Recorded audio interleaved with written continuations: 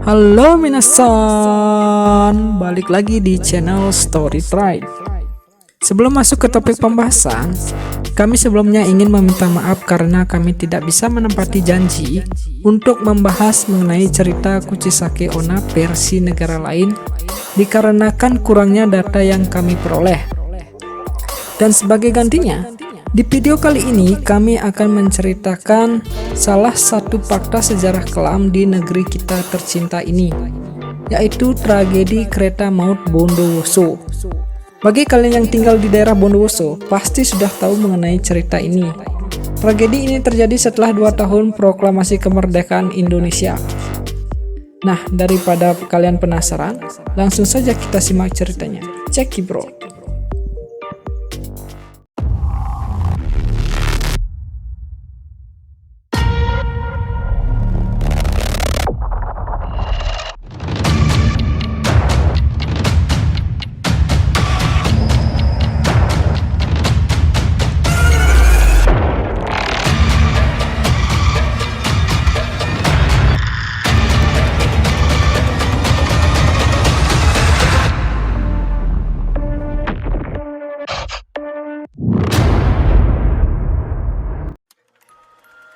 Pada zaman Hindia Belanda, di daerah Jawa Timur, tepatnya di Kabupaten Bondowoso, terjadi peristiwa penyiksaan yang sangat sadis. Tragedi ini menjadi salah satu sejarah kelam dalam dunia perkeretaapian di Indonesia, yang dinamakan Gerbong Maut Bondowoso atau juga dikenal dengan nama Kereta Kematian Bondowoso. Konon, gerbong maut ini menjadi saksi bisu perjuangan rakyat Bondowoso dalam mengusir para penjajah. Tragedi ini bermula ketika para militer Belanda membawa tawanan atau orang-orang Indonesia dari penjara Bondowoso ke penjara Bubutan pada tahun 1947. Hal ini dilakukan karena banyaknya pejuang Indonesia yang tertangkap di Bondowoso, mengakibatkan penjara penuh dan jalan satu-satunya harus dipindahkan ke penjara Bubutan di Surabaya. Pemindahan ini dilakukan menggunakan 2 kereta penumpang dan 1 kereta barang yang berhasil memindahkan 100 orang lebih. Gerbong-gerbong itu berukuran kecil dan tertutup rapat dengan seng. Nyaris tak ada ventilasi udara pada gerbong-gerbong tersebut. Para tentara Belanda memasukkan para tahanan dan harus berdesakan dalam 3 gerbong kereta dengan kode 5769, GR 4416 dan GR 10152 yang dilakukan pada tanggal 23 November 1937 di stasiun Bondowoso. Gerbong pertama dengan kode GR 5769 berisi 32 tahanan, sementara gerbong kedua dengan kode GR 4416 berisi 30 tahanan, dan pada gerbong ketiga dengan kode GR 10152 berisi 30 tahanan. Semua tahanan tersebut masing-masing terdiri dari 20 orang warga sipil, 32 laskar rakyat, 30 orang tentara Republik Indonesia atau TRI, dan 20 orang anggota polisi. Selain itu, panjang gerbong 5 meter dan lebar kurang dari 3 meter. Bayangkan saja, para tahanan harus berdesakan dalam ruangan tertutup dan minim oksigen. Para tahanan memasuki stasiun Bondowoso tepat pada pukul 5 pagi. Kemudian, pukul 7.30 kereta diberangkatkan menuju stasiun Wonokromo dengan melewati rute Jember Probolinggo, Jatinegoro yang menghabiskan waktu 13 jam. Saat itu, hari masih pagi. Semua masih baik-baik saja bagi para tahanan. Udara pun masih segar. Menjelang siang, ketika matahari sudah mendekati titik tertinggi, penderitaan para tahanan dimulai. Di gerbong pertama, dengan jumlah tahanan terbanyak, beberapa tahanan sudah tak merasakan udara segar lagi untuk bernapas. Karbon dioksida dari napas buangan tahanan lain harus mereka hirup. Situasi sangat menyiksa. Sementara panas terik matahari pun terserap di seng yang menutupi gerbong. Udara dan suhu yang panas pun mendekati puncaknya. korban mulai berjatuhan ketika kereta memasuki stasiun Kalisat pada pukul 11 siang. 6 tahanan tewas lebih dahulu.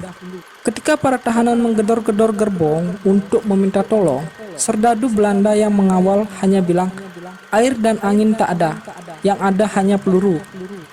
Saat singgah di stasiun Jember, ketika jumlah korban menjadi 12 orang, gerbong-gerbong itu dijemur dulu di bawah terik matahari sekitar 3 jam. Panas, pengap, dan haus menerjang para tahanan. Hanya air kencing saja yang paling mereka mungkin untuk diserap guna menawarkan dahaga di kerongkongan mereka. Hujan lebat di sekitar stasiun Kalkah menjadi sedikit oase bagi mereka yang masih bertahan di dalam gerbong maut itu. Tubuh mereka menjadi sedikit lebih segar. Namun, pengap, lapar, dan haus masih bersama mereka. Tak ada yang bisa dilakukan selain hanya berdoa. Sesampainya di stasiun Probolinggo, para tahanan di dalam gerbong kembali menggedor-gedor gerbong. Kali ini lebih keras dari gedoran sebelumnya. Mereka menjerit-jerit, suara mereka sudah parau. Lengkingan kematian terdengar dari teriakan mereka. Mereka berteriak bahwa sudah 30 tahanan yang mati. Para serdadu Belanda tidak peduli. Salah satu serdadu yang mengawal ketika itu pun bilang, "Biar mati kalian semua. Saya lebih senang daripada ada yang masih hidup." Setelah sekitar 13 jam tersiksa dalam gerbong maut itu, mereka pun tiba di stasiun terakhir, yaitu stasiun Wonokromo.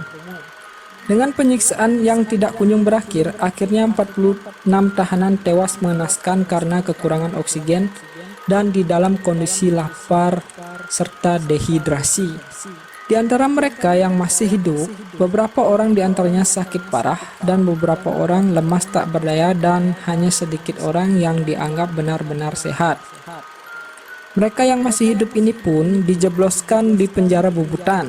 Mereka tak diperbolehkan mendekat satu sama lain.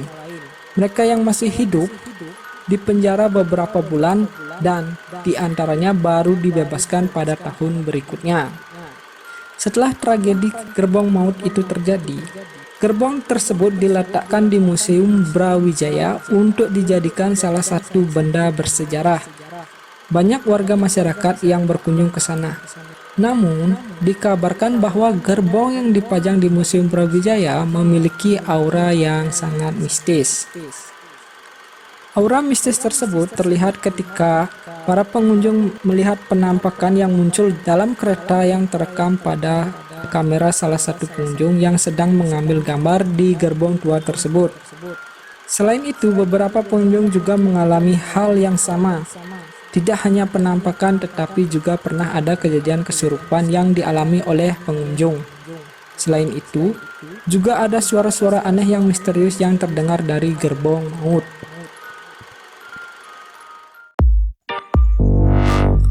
Cerita tragedi gerbong maut Bondowoso merupakan salah satu fakta sejarah kelam bagi rakyat Indonesia. Dan untuk memperingati tragedi ini, dibangunlah monumen gerbong maut Bondowoso pada tahun 1976 tepat di alun-alun kota Bondowoso. Semoga cerita mengenai tragedi gerbong maut tadi dapat menambah wawasan kalian mengenai fakta sejarah negeri kita tercinta ini. Dan bagi kalian yang suka video ini, silahkan kalian like, subscribe, dan jangan lupa untuk aktifkan tombol loncengnya agar tidak ketinggalan video-video menarik dari channel ini. Terima kasih sudah mau mendengarkan cerita tadi. Sampai ketemu di video selanjutnya dan sampai jumpa.